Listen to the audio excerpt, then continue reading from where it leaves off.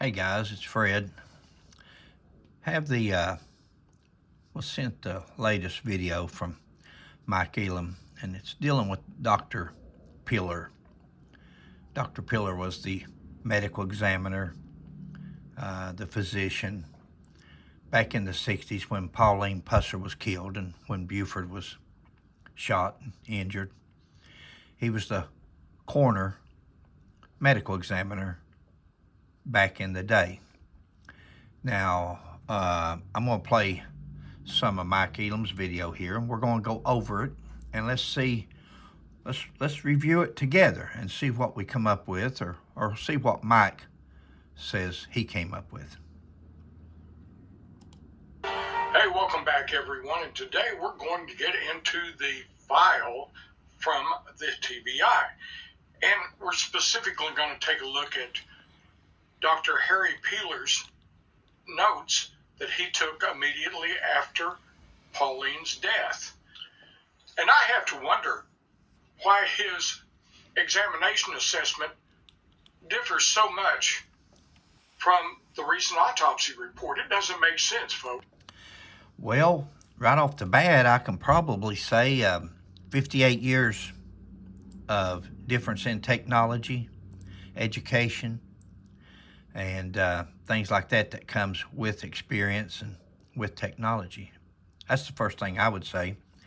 If there's any differences in Dr. Pillar's report and what the doctor that opines, Reveal, he opines a lot, and it's a matter probably of opinions and whether they differ or how much they differ. You've got one doctor, Dr. Pillar, who was the medical examiner paid by the county. That was his job to do at the time. You've got Dr. Reveal, who is a paid expert witness. He's also a physician, probably a medical examiner, but he's also a paid expert witness. In fact, we've done a video on it where if it is his, and we think it is, we've never been corrected on it. Even on his ad for his services, it says if you're not satisfied, 100% guarantee money back. Just tell us if you're not satisfied with his opinion or what he opines, he'll give your money back. So one of them, it's his job to do, and the other one's getting paid to do a report. That's my opinion. That's just me, guys. Take it for what it's worth. Probably nothing. Here we go. There's something wrong here, and we're going to take a look at it, a deep dive into it, and see what it is. This is the form that Dr. Pillar completed after examining Pauline's body on August 12, 1967. Guys, I don't know if y'all can see that or not. It may be hard. I don't have a copy of the report, so I have to go with what other people says, but the top there says, decedent, Pauline Pusser, white, female, doesn't have her age. Home address, Adamsville, Tennessee. Occupation, housewife. Type of death, in prison or suspicious. It's got suspicious marked. Rifle wound, unusual on the other side. So hard for me to read on my part because I'm half blind, but it's got the last seen alive was 8/12, approximately 5 o'clock in the morning. You know, there's been people that says, oh, the ambush happened at 2 o'clock in the morning. The ambush happened at 4 o'clock. The ambush happened at 4:30. They're saying here that the ambush happened because that's the last time she was seen alive was around 5 a.m. that morning. Once upon a time, we did a video on it, but I think sunrise on that morning, the 12th, 1967, I think the sunrise was at 5:11. So some of these people say, how was he driving without any headlights? How was this? How was that? Well, it's the break of dawn. It's the break of dawn. Sun's coming up in the horizon. So you could have seen, by following a vehicle in front of you, you could have seen from the horizon. Let's go on. The date of injury was also August 12th, 67, 5 a.m. Death was at 5 a.m., August the 12th, 67. Medical examiner was notified at 7 a.m. Medical examiner was notified at 7 a.m. He viewed the body at 7:20, so it took him 20 minutes from the time they called him for him to go to the hospital, because they took Pauline to the hospital according to this report. Now, we've also seen reports which were, now that we look back, were nothing more than something that somebody typed up on an old typewriter or on a modern day computer, but using old-timey 1967 font. We don't know which. But we've also seen where she was taken directly to Shackelford's funeral home. This report here says she was taken to the hospital, so we're going to go with this report. This is Dr. Pillar's report. This is the medical examiner's report. So this would be the truth, rather than looking at somebody who's typed up a statement, whether it was Warren Jones, whether it was Mike Elam, whether it was Baldwin, who knows? It could be, anything's possible. We don't know who it was or who it wasn't.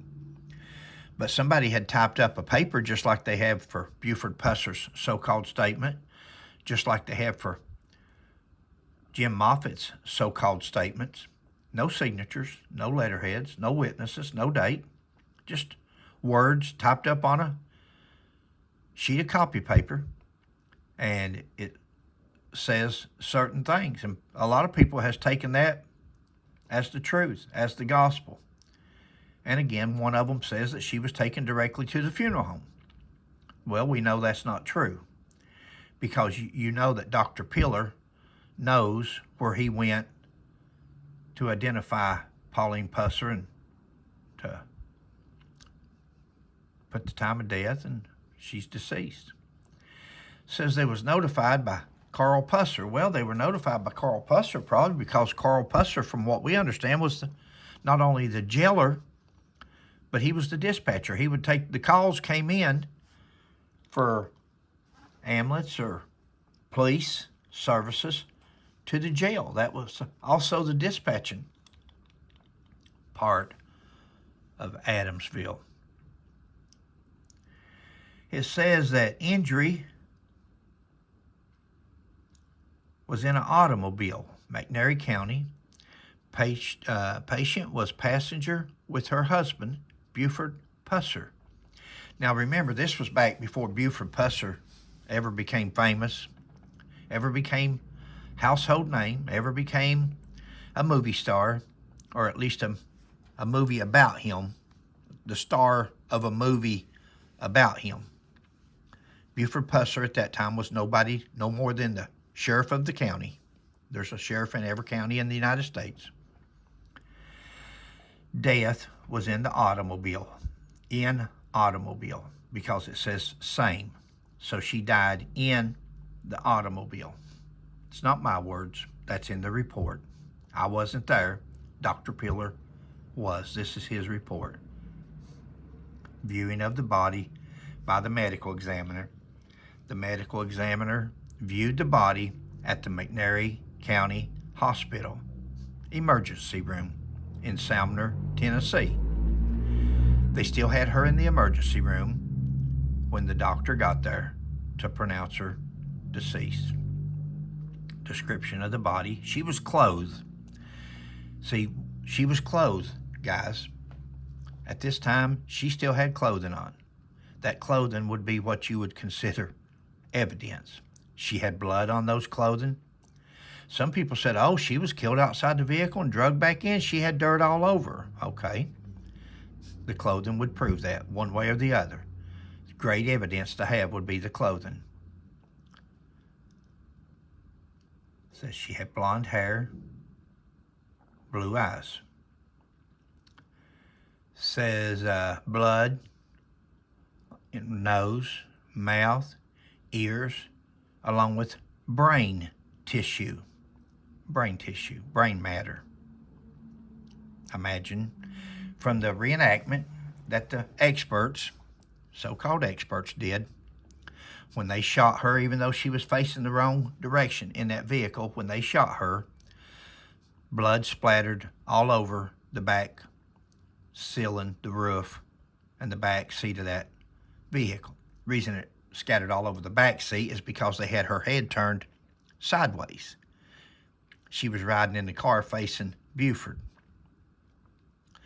She would have been riding in the car facing the front of the car because the injury was to the left side of her head and the back of her head. So if they shot her from the passenger side or the driver's side window, or even Buford's window, it would have came in on her left side, which is where her injuries. You'll see the x-rays after a while. Don't let me talk this into your mind. I want you to see it, but that's the way that the brain matter and everything would have scattered. It would have scattered all over Buford Pusser had she been facing to the front like she was riding in the car. It says here she was 150 pounds. Now, we've heard that she was 110 pounds. In the report that's typewritten, in the report that's just written on a piece of notebook paper, it says that she was 110 pounds. On Dr. Pillar's report, and I would assume that he's probably weighed her since he's the medical examiner, I would have to take his word for it. Dr. Pillar says she weighed 150 pounds. Now, did he estimate that or did he weigh her? You know, nowadays everything is so perfect in the exam rooms and all that. They weigh their liver, their heart, their eyes, they'll do it all. So could he have taken an estimate of her weight? Could have. Or did he weigh her? Who knows? But on that typed up paper, it says she weighs 110 pounds. I'm going to believe what Dr. Pillar says. He says she weighed 150 and was 5'6". Body temperature was 98. 98. Now, everybody wants to talk about, oh, she was killed at 2 o'clock in the morning. She was killed when Buford got home. Mike Elam said, oh, they heard a gunshot. The daughter seen him carry her out. Oh, really? Well, he must have put her in an oven.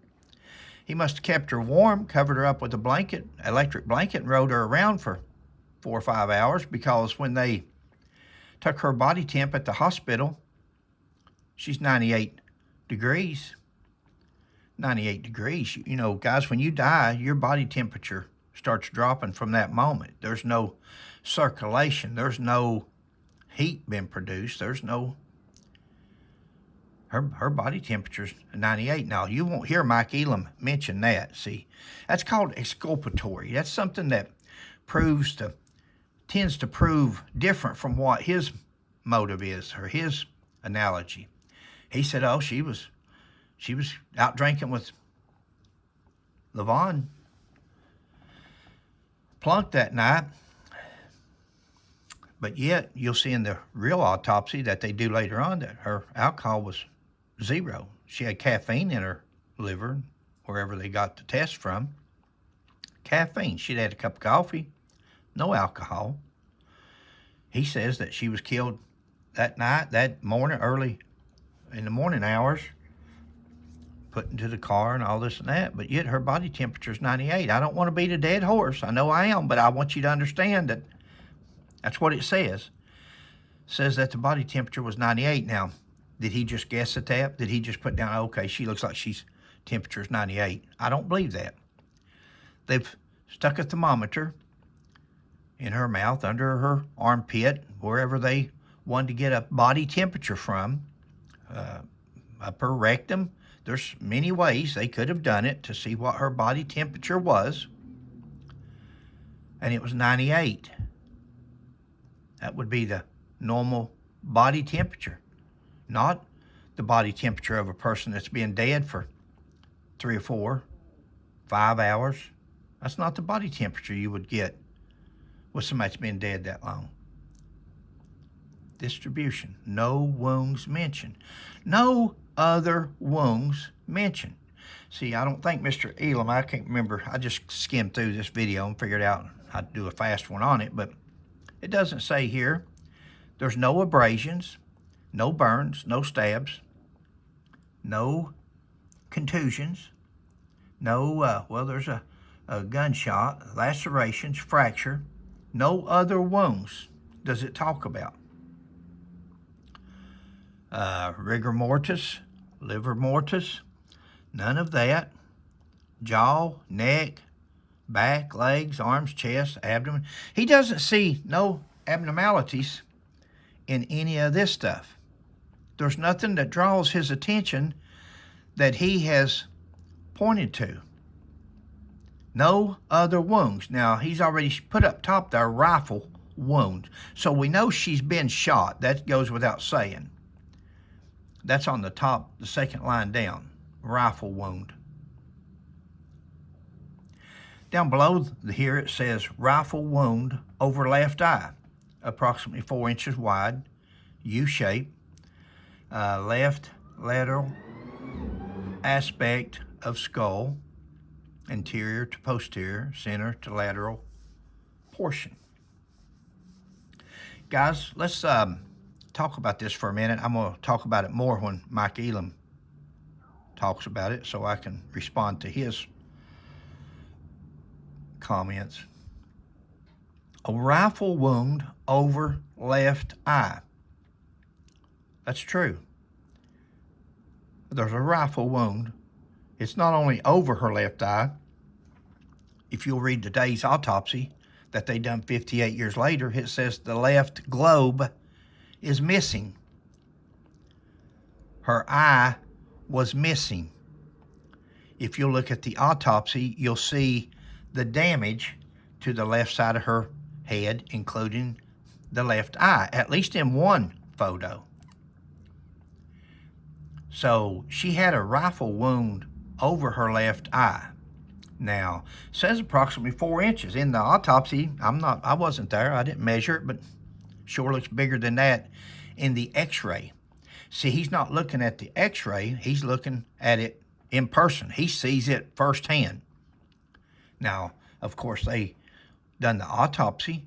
They took x-rays of her skull where you got a whole lot better view of that. We're going to talk about the autopsy in a minute, why she didn't have an autopsy and Louise Hathcock did, but it's a U shape to the left side of her head. We're going to discuss that when we see the x-rays. Anterior to posterior, center lateral portion. We're going to discuss that as Mr. Elam talks about it. This report is dated January the 17th, 1968, it looks like. Now, she was killed August the 12th, 1967. This has just been stamped January 1968. Now, is there another one?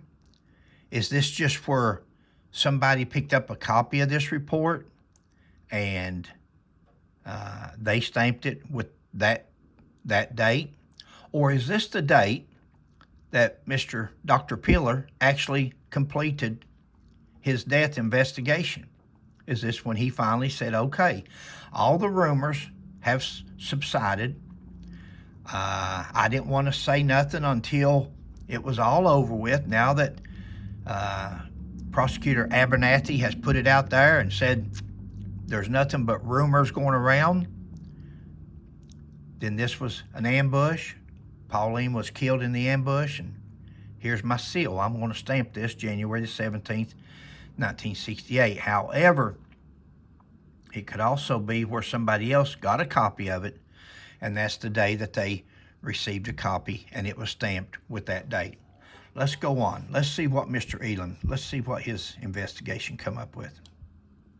It contains a lot of information, and I'll take a moment and explain what that is.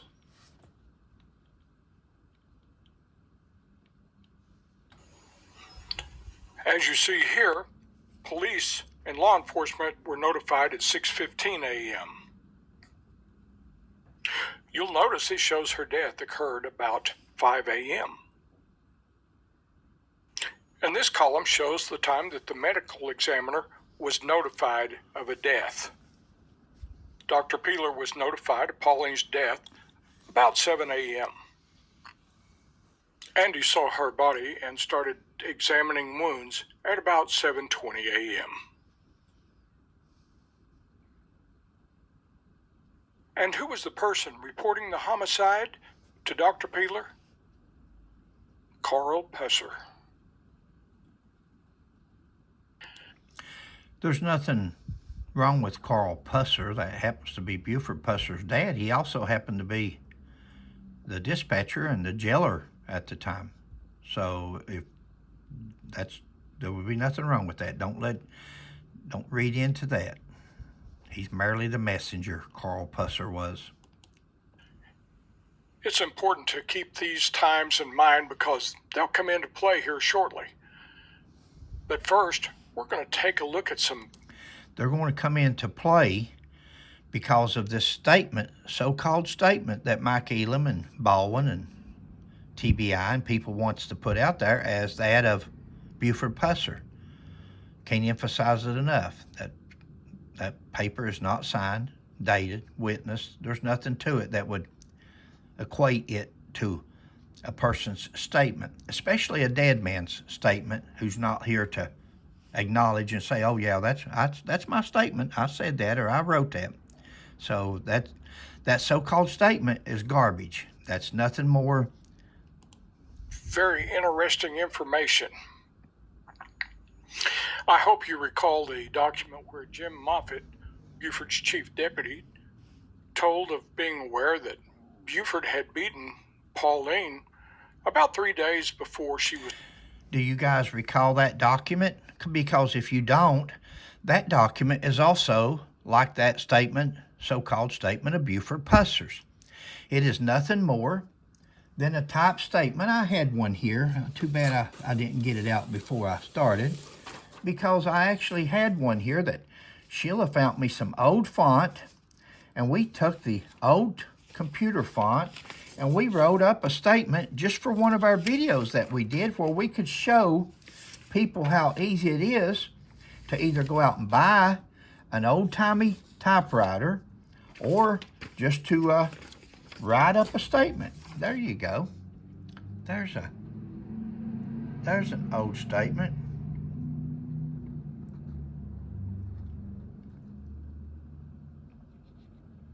And that's on an old typewriter that was just typed up. Guys, it's not hard to do. It's not hard for somebody, especially if they've worked on something like this for 15, 20 years. They've been after Buford Pusser for 20 years. It's not hard 20 years ago to got a 1960s typewriter and typed up 3 or 4 statements and said, well, this is what Buford Pusser said. This is what Jim Moffitt said. It's not hard. Sometimes people doesn't think about that. It's so minute. It's so,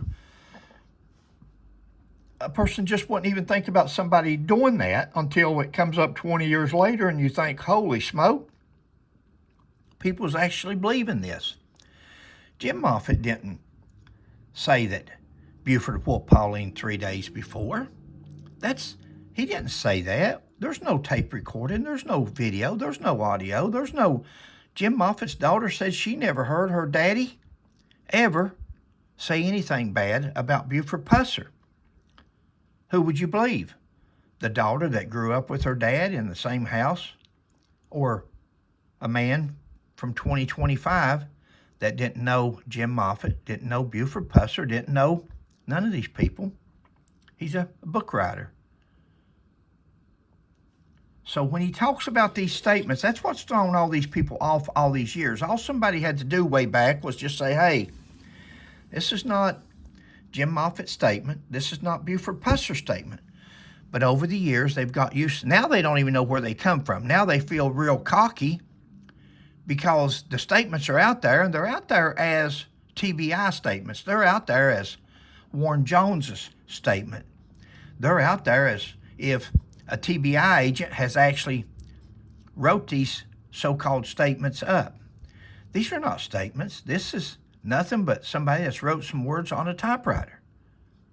There's nobody. Half of them don't even have Warren Jones's name on them. It just says to and from or such as that. Let's go on. I just want to emphasize that over and over, that just because, and here's the world's worst at it. He likes to show you these so-called statements so he can take the pressure off of him, where he can say, well, here, I read it in this statement. Here's what I read was, well, he could very well. I don't know this. I'm speculating. He could very well be reading his own statement. Mr. Elam very well, it's possible that he very well typed these papers up himself on an old typewriter and then put them out there as if he recovered them over the years. Because, you know, it's funny, guys. The file on Buford Pusser and Pauline has disappeared. It's been long gone since at least 1976. 1976 was the last time anybody ever saw the Pauline Pusser or Buford Pusser file. In 1983, they were actively searching for it. In 2023, they were still actively searching for it all the way up to 2025 when they were doing this report. They called the Memphis office, the Sumner office, the Jackson office, the Nashville office. The TBI went to courthouses. They have searched for evidence. They've searched for the clothing, the blood, the projectiles, the shell casings, the shoes, the blood types, blood samples. Nothing.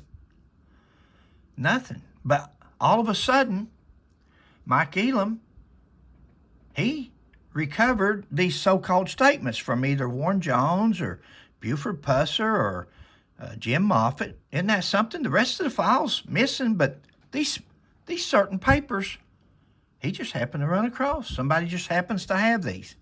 How did that happen? That they have certain pieces of this file and other pieces they don't. Somebody wrote yesterday, said, how did they come up with these photographs? How did the TBI, if they lost a file, how did they come up with the photograph? Well, several books written back in the 60s and 70s on Buford Pusser. They put the photographs in there. Where'd those photographs come from? Well, they could have come from the TBI, from police departments, but more than likely they come from the local newspaper. Local newspaper does their own. They've got their own photographers. They'd go out and take their own pictures.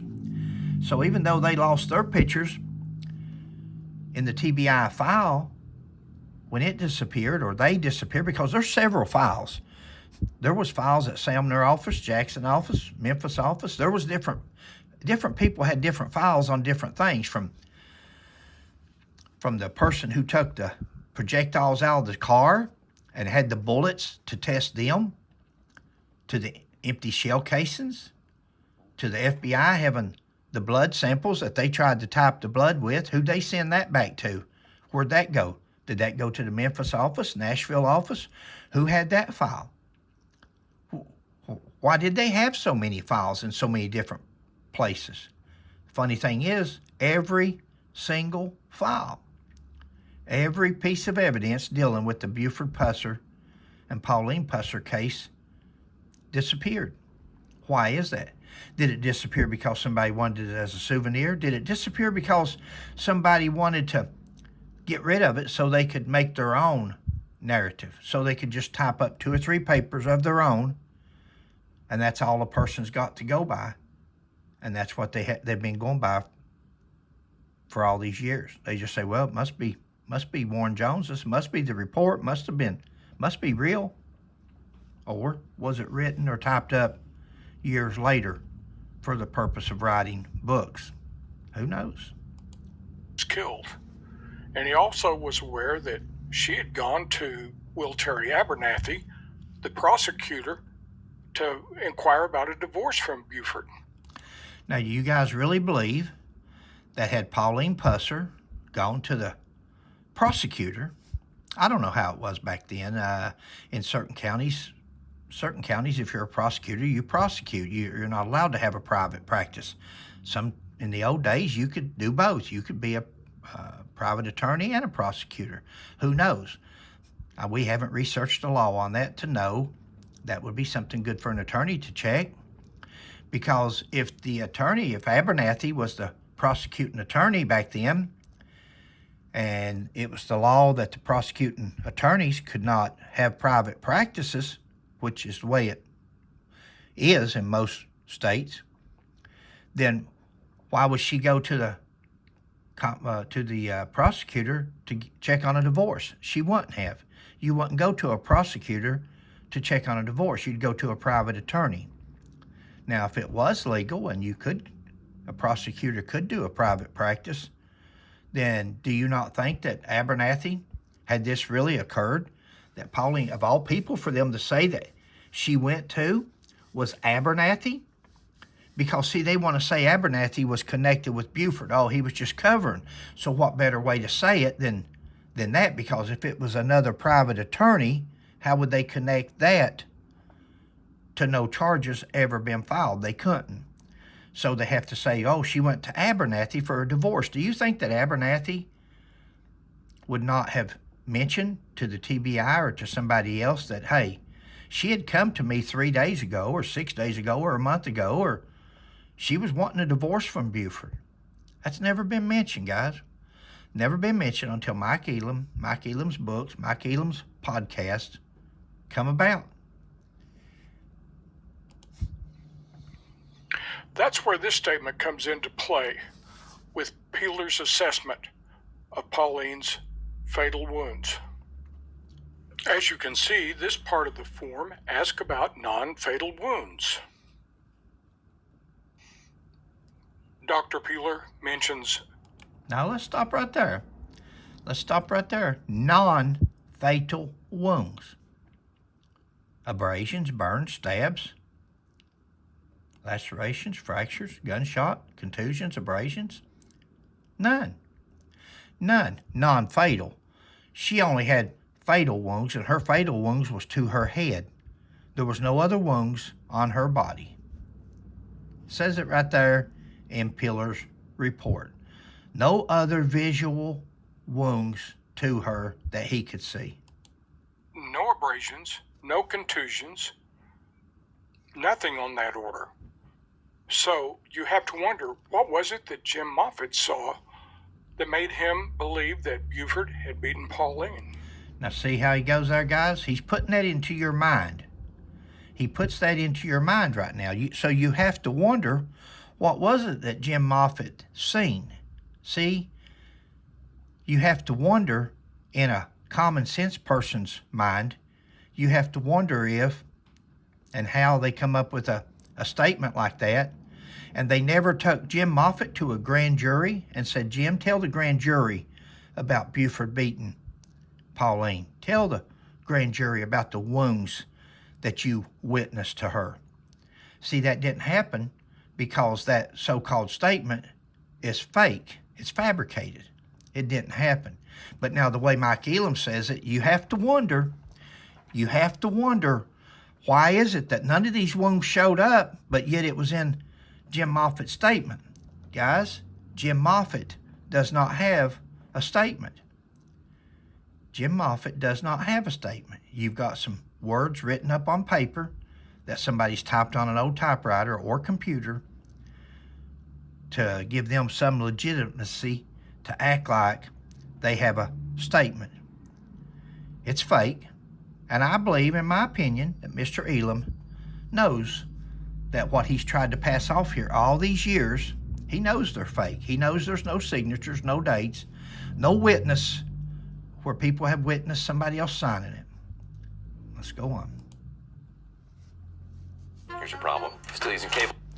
I'll let that commercial, I'll let it get through. Connect with the right crowd. Kinetic gives you 100% fiber. So you don't have to. Oh, there we go. We can skip it now. In a statement that Buford made to a TBI agent, he said a lot, maybe too much. Maybe too much. In a statement that Buford made to a TBI agent. Where's that signature at? That's that 3-page so-called statement that he's talking about. You remember, the statement with no letterhead that says TBI, no letterhead that says to or from or who's taken the statement. No signature, who it was witnessed by after Buford signed it, no date. It's just some words typed up on 3 sheets of paper. And he calls that Buford's statement. As he described,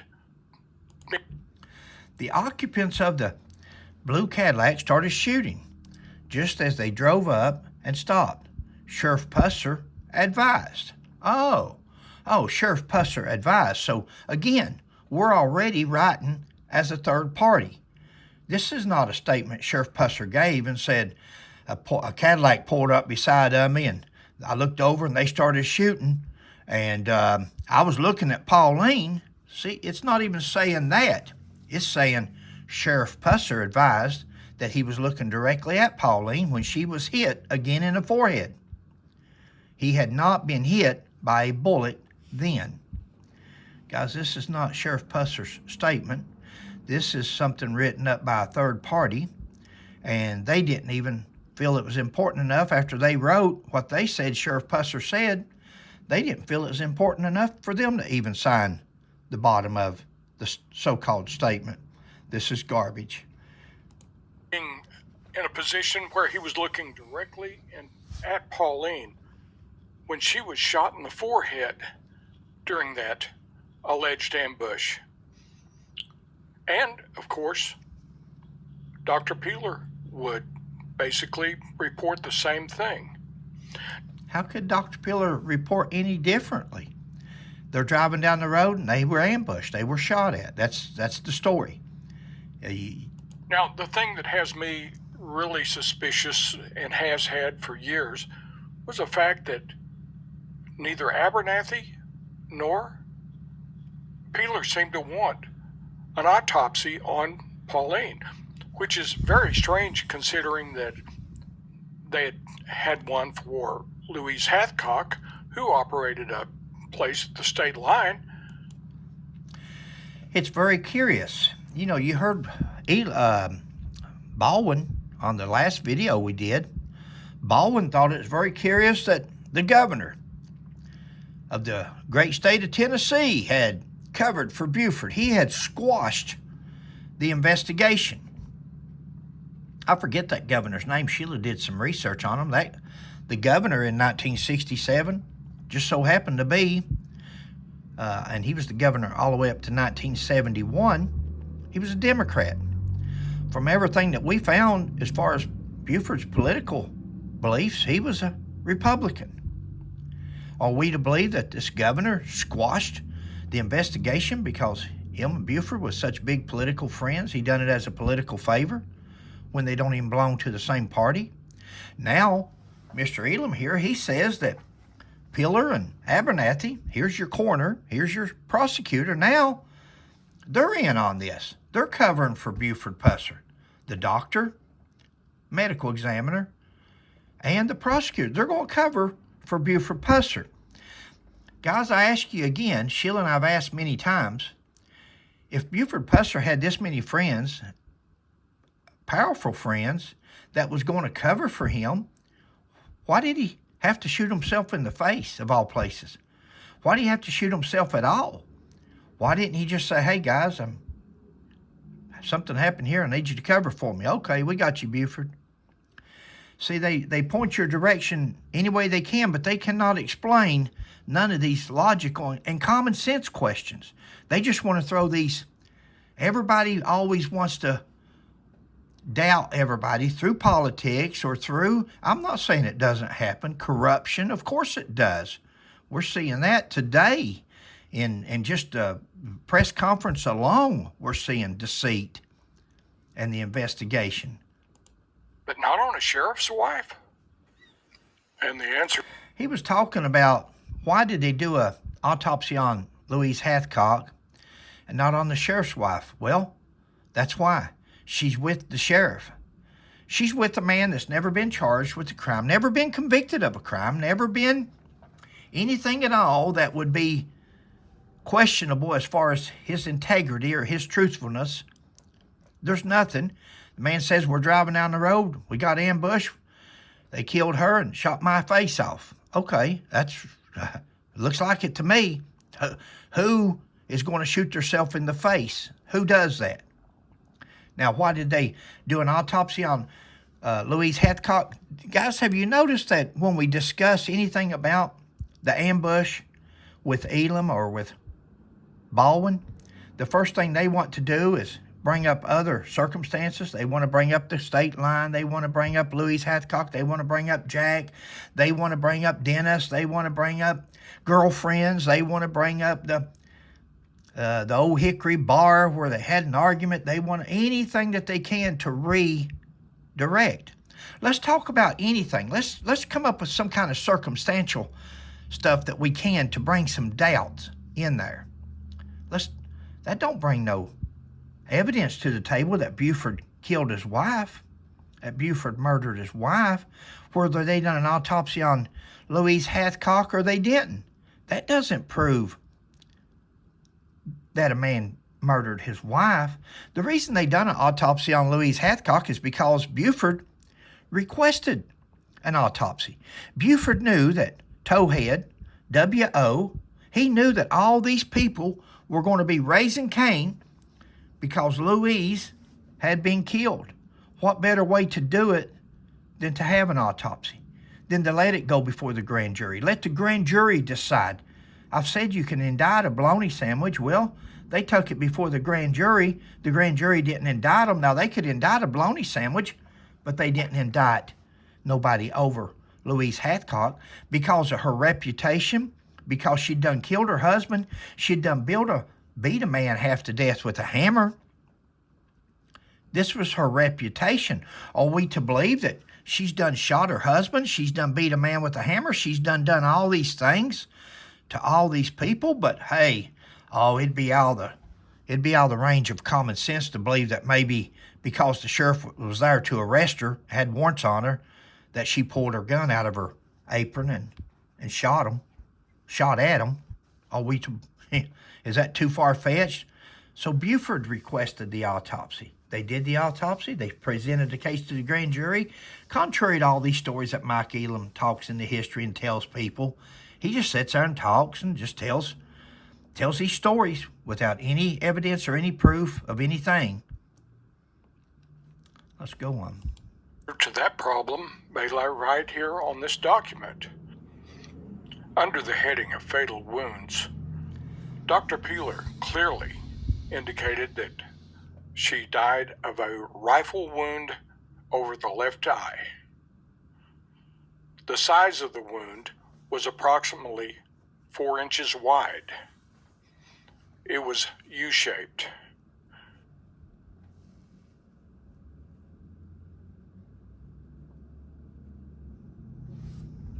The location of the wound was to the left lateral aspect of the skull. And finally, the plane or direction of the wound was the anterior to posterior, center to lateral portion. So basically, Dr. Harry Peeler, the medical examiner of McNairy County, was agreeing with Buford's version of the shooting. What version? That she had a bullet wound over her left eye? That there was a bullet wound in the left side of her head? He's disagreeing? How could he not? That's at least one of the bullet wounds. That Pauline was shot in the forehead, just above her left eye. Guys, understand that when you're hearing these, he's going by that so-called statement that Warren Jones or him or somebody else has typed up as so-called Buford statement as far as being shot in the forehead. Now, even with that said, if let's, for hypothetical purposes or to go along with it, Buford says he glanced over, she was shot, and he saw Pauline shot in the forehead. Could he have thought Pauline was shot in the forehead? You're driving down the road, you're trying to get away, all this stuff's happening at one time, they're shooting at you, scared for your life, scared for her life, and then you see a wound to the front of your wife's head, you see her eye or the side of her head blow apart, and it's coming forward or you just see blood splatter, look at your blood splatter on the reenactment that they did. Look at your blood going everywhere. And just glance up for one split second. And that happens, and that's what you catch. Can you tell which direction that bullet came from? Can you tell if she was shot in the back of the head or the front of the head? You're looking at the front of the head, and you're seeing the front of her head blown off. Would you not automatically think, well, that's the place of the injury? That's what happened? That's how a layperson would think. That's how somebody that's PTSD or just... We've had 58 years to examine this. We've had 58 years to look at this in every which manner, every way that you can, through fake statements and fake papers and everything else. We've had 58 years to study and make up any kind of analogy that we want. Buford glanced over and seen the front of his wife's head blow off. Could he have thought that she was shot in the front of the head? Could she have been shot in the front of the head? That woman was shot 3 to 4 times. I'm not a pathologist. I didn't even stay in a Holiday Inn last night. It don't take a genius to look at this. Let's go on. Let's let you see the x-rays. And the entrance wound left a 4-inch hole that was U-shaped. I have my doubts. So, See, Mr. Elam has his doubts, and that's about like Fred McCoy. We're nobodies. Me and Mr. Elam are nobodies when it comes to pathology. I have a feeling I've probably seen more autopsies, and I too, at once upon a time, was planned on being a mortician, a embalmer, and funeral director, and all that. So I've had some experience with embalming and bodies. That's not only through that, but also through working cases and watching autopsies and different things. But we're nothing. It's our opinion, my opinion as well as his. He's going by a fake statement. He's going by a made-up statement. He has an agenda. His agenda is to sell books, sell his podcast, or at least take people on bus tours so they can make donations to him and buy his books. That's what he does. He has an agenda. We have truth through proof, Sheila and I. We have no agenda. Truth through proof. We're not selling books, not going to write a book on this. We're not doing anything on this. In fact, we've lost subscribers. We've lost viewers because we're spending so much time on the Buford Pusser case. Not everybody out there is into Buford Pusser. They're just not. And so if you think a person is doing Buford Pusser as far as on our end for clicks and hits, it's not. We get more hits and clicks on news stories and other things, that sheriff that killed the judge, the woman that killed her mother and ate her, and there's so many other stories out there that a person could be covering. This is all about truth with proof. This is something we feel led to do. The 9th commandment says that you shouldn't bear false witness against the neighbor. And that's what these guys have done. They didn't only bear false witness against their neighbor, they bared false witness against a dead neighbor, a man that can't take up for himself. If Buford Pusser done something wrong, he's in a perfect place to receive justice. Don't worry. The good Lord will have the last say if somebody's done something wrong at this point. We don't have to go back 58 years later and attack a man's reputation. He's dead. We can't bring him to justice. This was for nothing more than attention, selling books, and name recognition. Dr. Peeler's assessments of Pauline's wound lines up perfectly with what Buford said in the statement that he gave to the TBI. I guess they assumed that there would never be an autopsy done and no one would ever know the difference. But 58 years later, things changed. When the results of the autopsy came out, it was quite revealing. It appears that Pauline had been the subject of spousal abuse. Wow. Is that some comment, guys? He just spoke that into history. He spoke that into history because he heard it from Mr. Davison. He heard it from a attorney general in the state of Tennessee. He heard him stand on a stage in front of a podium and said that Buford Pusser was a spouse abuser, a wife abuser, a wife beater. That's where he got it from. So he can sit here and he thinks he's clear and free to say that now because, hey, you had an attorney general say it. I guess I can say it. If you got to sue somebody, you got to sue the attorney general. I'm just repeating what he said. That's sad. And that's what Mr. Davison done by wanting a little bit of attention for himself, a little bit of fame. He didn't only defame Buford Pusser, but he gave people like this right here the right to also defame and slander and libel Buford Pusser.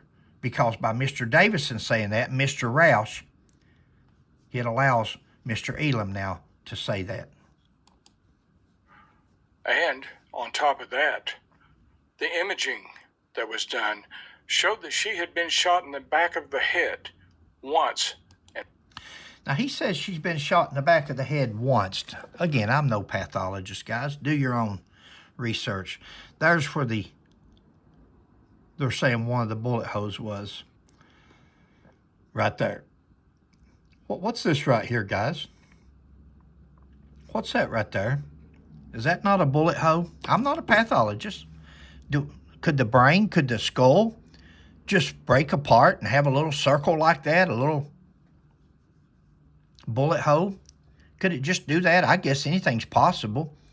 Do I believe that's a bullet hole also? I sure do. I believe that's a bullet hole too. Now over here is the part of the left side where they shot through the rear driver's side window and it went through, or they shot directly through, because it doesn't only go through here, but it comes out over here. This is the top of the head from over on the other side. So that bullet from the passenger side, when they pulled up beside of Buford Pusser and he laid over in her lap, bullet went through there and it come out over here and it took that plate with it. This is my opinion. Who am I? Now, says earlier that she was shot from the back through the front. She was shot in the forehead, Buford said. Well, could she? Look at the eye. Your eye socket's gone here. Could they not have passed, got in the front, and shot back? Or when they come back, look at the bullet hole. Could that be front to back? So we got a front to back. We've got a left to right, comes out the front right temporal plate. And then we've got two bullet holes in the back going forward. Could that be possible?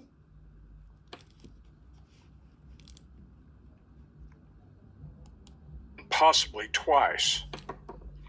Why did Pusser? How about possibly 4 times? See, we got some entrance wounds and some exit wounds here together, guys. We've got the bullet holes going through the back of the head. That's entrance. But we've also got an entrance wound going here to the side. We know she's been shot in the side of the head because the plate on the right-hand side. What happened here? Where did this bullet hole come from? Because these two here are going straight ahead. Where's this one here? Where could that be coming from? From the front to the back? But what blew this cap off? What happened here? How did the plate, the front right temporal plate, how'd that get blown off? That got blown off. Could it have got blown off from a bullet hole going from the front or from the back to the front? Could it? I don't think so. This is high-powered rifle rounds, high velocity. They went straight through and through. So could this one here have been at an angle towards the front eyeball? So it comes in this direction and comes out the front eyeball because her eyeball's gone. Same way with this one here. Did this just go straight up the left side? See, guys, Dr. Pillar, he wants to imply this video is about Dr. Pillar. Dr. Pillar covered for Buford. Dr. Pillar just believed what Buford said. What else did he have to go on? There was no reason, in his opinion, to do an autopsy. His wife had been killed in ambush by gunfire. He got most of it right. He didn't do x-rays. X-rays was something back in the 60s that, not like today, shucks. Look at MRIs and CAT scans at one time, thousands and thousands, and now you can get them. So that was the same way with the x-rays at one time. Why x-ray? Why? He just said there was a 4-inch opening. It's a whole lot bigger than 4-inch, but see, he couldn't see the skull. He's just looking with the naked eye at what kind of damage Pauline had. He knows she's dead. She's deceased from a gunshot. That's all he needed as a coroner at the time. It's easy to go back 58 years later and throw something up underneath the x-ray. Let's go on. And Dr. Peeler both lie and say she was shot in the forehead. Strong statement. Strong statement, see? You can do that 58 years later when nobody stands up for themselves or their family don't stand for them. Dr. Peeler lied. Now, he's a professional, medical examiner, all these things that he used to be and all the titles he worked for all his life. But now this loss prevention officer here, it's okay for him to slander and say Abernathy and Dr. Peeler lied because they said there was a forehead injury. Could that not be? Again, we would have to have other medical examiners, other pathologists look at this, and when they do, and if you have 10 medical examiners look at this and all 10 of them says, nope, all them rounds is from the rear, then you could say, okay, well, he just took a wild guess and he was incorrect. But could that not be from the front? Could that not be if her head was laying back in the seat where she'd already been shot in the head? Because one shot killed her. She was dead. Somebody said, oh, second shot killed her. No, any one of these bullet holes to that head killed her. She was dead. When her head's laying back against the seat and they got in front and they're still shooting back at Buford, when he cut off the road, could a bullet hole went through her left eye and out the side of her head or out the back, just doing a glance? It glanced Buford Pusser's jaw and chin. It glanced him. Could that not have been a glance on her head there? When clearly the imaging says that she was shot in the back. And why did District Attorney Abernathy not says that she was shot in the back? The autopsy says she was shot, at least one trajectory was from back to front. He's exactly right. See how Mr. Elam conveniently leaves out certain... The autopsy also says that there was so much of the brain, the skull missing, that it could be undetermined, that it could be also multiple shots. In fact, it says one trajectory couldn't be determined which way it was going or coming. So we know there's 2 shots because one trajectory was back to front, one trajectory couldn't be determined. Well, we know one went out the right temporal, so it must have went in the left side. So there's 3 bullet holes that I can see. So doesn't mean nobody's lying. It means with what he had to work with, without doing the x-ray, without doing what's doing here, that costed, back in the 60s, that cost somebody to do an x-ray for something that you knew you had. If you knew the person was dead, she's dead from a gunshot, what more do you need? Are we going to write a book? Peeler didn't intend on writing a book, or he just got through it best way he could. She's dead, died in an ambush, died from a gunshot. No question. consider the fact that Pauline had been in 3 days before the ambush, reported that she had been beaten, and the fact that she was looking for a divorce from... See how he goes with this so-called statement? And that's why I question sometimes who actually wrote these so-called statements up. Again, the file's been missing since 1976. Where did he get this so-called statement from? Where did he get Buford's statement? Where did he get Moffat's statement? Where did he get any of these things? Because the file from the TBI had been missing since 1976, but all of a sudden, now we don't find the shell casings, we don't find the projectiles, we don't find the blood samples, but Mike Elam happens to find these so-called statements. Buford. Why did he not take that into consideration, that Buford might be the one behind all this? because none of that come out till people started writing books. Then all of a sudden somebody says, oh, wait, here's statements. She was going to get a divorce. She was beat up. Yeah. Maybe that's why, Mike. Maybe Dr. Pillar never heard of this until the 1990s, 2000s. Maybe around the 2000 mark is when people started coming up with these. Leads you to wonder, were both Peeler and Abernathy afraid of Buford? Everybody was afraid. The governor was afraid of him. Everybody was afraid of Buford.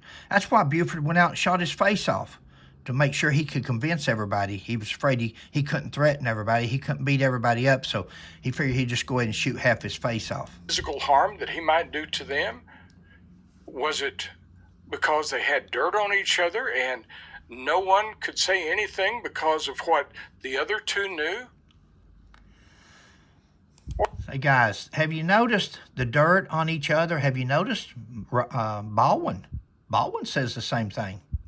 Dirt on each other? Have you ever seen a criminal record on Dr. Pillar? Have you ever seen any arrest, convictions, anything at all where Dr. Pillar was involved in anything illicit or illegal? Have you ever seen anything, and Sheila and I have looked, we could have missed it. Have you ever seen anything illegal that Abernathy ever done in history of his career? See, that's what Mark Davison, he wanted to make a name for himself as a prosecutor, as a General Davison. He wanted to make a name for himself, and he has, because forevermore, 58 years from now, people will be talking about Mark Davison and what he did to his reputation. So what started out to be going to steal Buford Pusser's fame and fortune and name notoriety, it backfired on him. It's not going to work out that way for Mark Davison. It's going to go the opposite. They're going to realize that this man got up on that stand, and when he said a healing nasal wound, when the anthropologist said a well-healed nasal fracture, they see the deceit. It's not hard to see that. It's not something I'm saying. It's provable just by their statements alone, by their reports alone. But see, we can't do that with Abernathy. There's nothing here that shows us that Abernathy was ever convicted of anything, charged with anything of a crime. The governor at the time that Baldwin says covered for Buford, this is all spoken into history. This is all statements by two guys that wanted to write a book and become famous. And in order to do that, they attack professional, reputable doctors, lawyers, politicians with no record whatsoever. See, they get the governor mixed up. I think one of the governors later on in life gets into trouble. Another governor, another person that Buford Pusser happened to know. Does any of us, guys, I voted for a sheriff one time that turned out to be the most corrupt. I voted for a Commonwealth attorney, a prosecutor.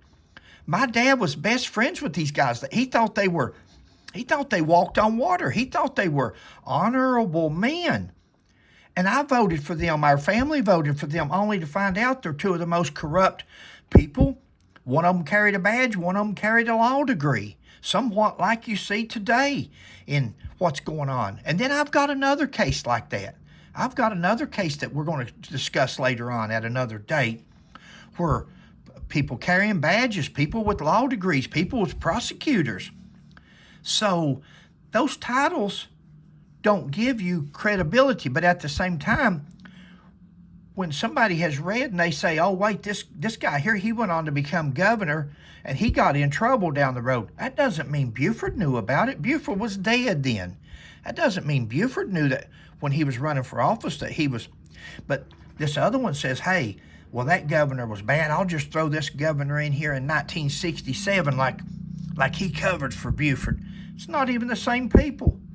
Not even the same two people, but they had the same title. So they say, hey, let's just throw this out there. Nobody will pick up on it. They ain't that smart. They won't pick up on this. And look, he's got some Kool-Aid drinkers there, guys. He's got followers. Or could it be that there was a criminal conspiracy that involved the three of them and possibly more. Kind of strange when you think about it. After all, Jim Moffitt had looked for that .30 caliber carbine that he knew that Buford carried in the trunk, and it was gone. It was gone. That he knew Buford carried in the trunk. Buford said he had a high-powered deer rifle back there, but he had loaned it to Cox. They went and checked with Cox. Cox confirmed that. So there was no gun in the trunk.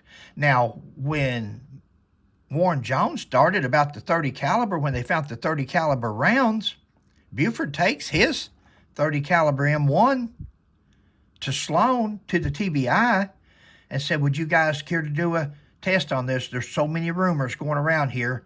I just want to prove my innocence. See, it's not the law. We don't have to prove our innocence. You're supposed to be innocent until proven guilty.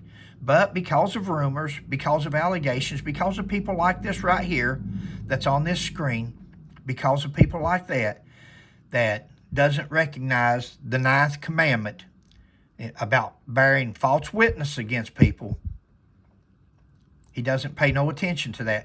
Guys, you know what's going to be ironic is someday is to take the last breath, and then all of a sudden, the last thing you see, I don't know that it's going to happen. I don't know what goes on no more than anybody else. But can you imagine going through the last 20 or 30 years of your life, trying to defame a man, trying to dishonor a man, trying to spread false allegations on a man, and you take your last breath and you look up and you see Buford Pusser in heaven, and you're not?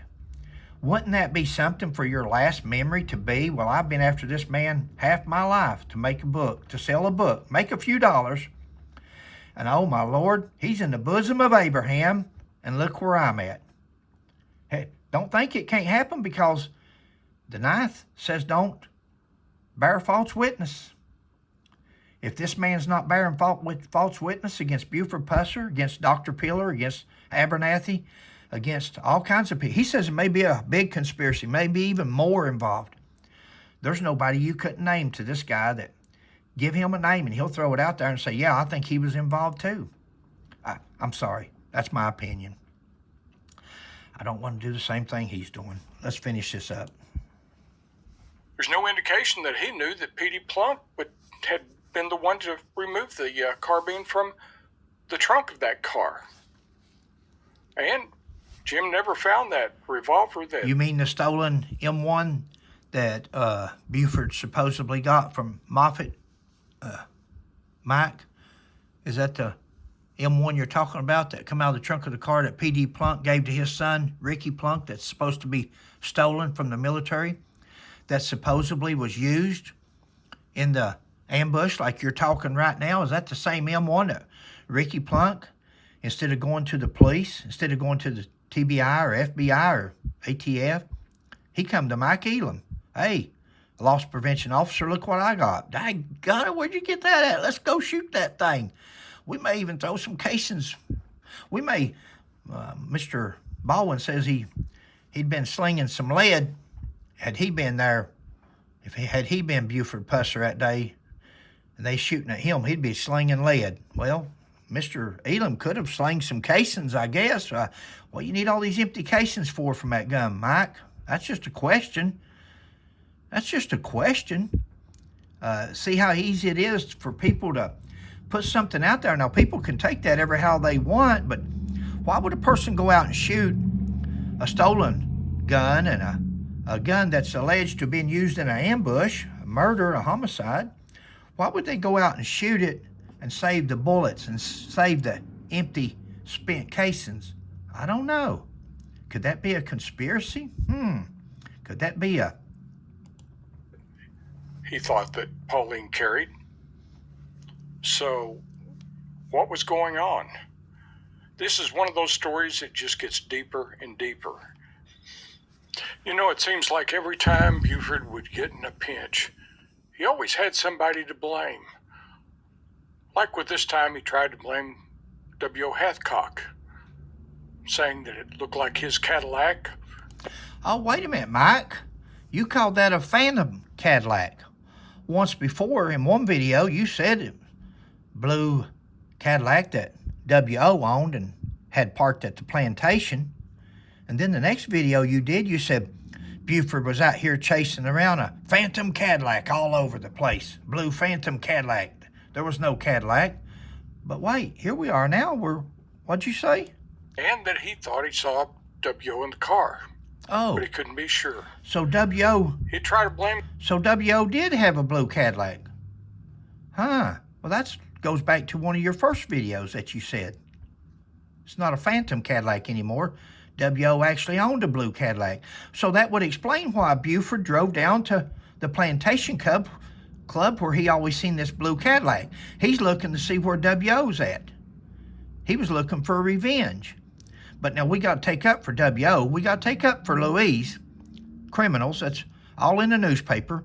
Mike Elam says, show us why there was never any arrest. Show us why the clubs were not shut down. Buford didn't do nothing, really. There's newspaper guys. Google these people's names. You'll see newspaper articles into next week. It's all over the place. Buford didn't control the justice system. Buford was not the judge, jury, and the prosecutor. Buford was the sheriff. He would arrest them and take them to jail, and it was up to the justice system to dish out the penalties. If the judge and the juries and the prosecutor didn't punish them, that wasn't Buford's fault. He was making the arrest. It wasn't his fault when nothing was being done with him.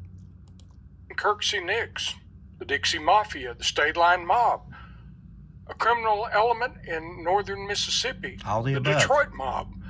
There was always somebody that was out to get him in a county that was so small that I don't know how you could justify saying any of those groups were out to get you. Really? W.R. Morris once said that Buford... He don't know how anybody could say that. Anybody's out to get him. I know this is a long video. Nobody's going to watch it, guys, but I'm putting it out there. It's just a... But he don't know how they could say that, but yet he says they paid him, and Baldwin says they paid Buford $4,000 a month. Huh? Just a little small county. Who would even care about it? But they're paying Buford $4,000 a month to leave him alone, on one hand. On the other hand, he doesn't know who would bother him. Why would they even care about that little small county? I don't know. Is it $4,000 a month, or is it nobody cares about it? Doesn't make sense. Professor wanted to be famous, and it looks like he found a way to do it. And your excuse, Mike? My excuse? Anybody's excuse? Is there Mark Davis's excuse? David Roush's excuse? Is there anybody? Let's be honest. Is there anybody out here that doesn't like attention? Is there anybody out here? Are we going to lie? Are we going to say, oh, no, I don't want this. Get that camera off me. We're out here doing podcasts, Mike. We're out here doing YouTube videos. We're not. It's just Buford Pusser. Let's talk about old Buford. He wanted to be famous. Difference in Buford Pusser and Fred McCoy, Mike Elam, Oakley Baldwin, David Roush, Mark Davison. The difference in Buford Pusser and us is Buford Pusser achieved his goal. Buford Pusser became one of the most famous lawmen, second to only Wyatt Earp in the history of the United States. And some people is jealous of that. Some people wants to steal a dead man's fame. But then they want to talk about him because he wanted to be famous. And it worked for a long time. I think I'm going to stop here for the day. There's a lot to go through yet. We're just barely a few pages into that. Yeah, I think it's a good place to stop, Mike. For me too. Guys, thanks for joining me. I'm sorry this video is so long. Again, most people won't watch it. It's just for my satisfaction. It's for history. It's for people that really, if they ever want to do research on Buford Pusser and correct history, it may be something, one or two little things in here that I've said that might help to clarify or at least open some more questions for you. But you cannot believe, I'm sorry to say, I don't know this guy. I've learned to, in the beginning, I disliked him. I'd watch his videos and comments, and I just disliked him so much, him and Mr. Baldwin both. But I don't dislike them no more. I I disagree with them. We'll always disagree because they're not truthful. They're just not honest men, in my opinion. But I don't dislike them. I feel sorry for them and have to pray for them. As hard as it is in the beginning, I got ready to quit doing videos on Buford Pusser because I was getting so angry. I was losing my religion. Then I found out, hey, don't get angry at them. Don't get mad at them. Pray for them. Just say a prayer, because I'm not perfect. Guys, I'm not. I'm a sinner and a half. So when you start praying for other people, it takes the anger away. You don't get as angry. You just, still doesn't mean I'm not going to try to prove my point or stand up for Buford Pusser, because he's not here to stand for himself. But I don't dislike this guy. I don't hate him like I once thought I did. I feel sorry for him. And I wish he would, I hope before him and Mr. Baldwin and Dennis and different ones, I met another guy. I'm not going to mention his name because he'll say anything in the world to get on a podcast. He'll talk to anybody that he can talk to, this other fella. And I talked to him a little bit, and I think he's a pretty nice, just no country boy. He's just wanting to be something so bad and have a podcast so bad that, and that's sad. I know these podcast people enjoy them, and people can get caught up. You can get caught up in clicks and views, and again, this podcast has hurt us, Sheila and I, because we stay on something for a little while and then go to something else, bring on something new. And both of us did. We just got hung up on Buford Pusser case because he's been done so wrong, so dirty, and it's so easy to prove. And you just hate to go on, and because you're afraid somebody else won't keep it going. Hour and 16 minutes, guys. Catch you later.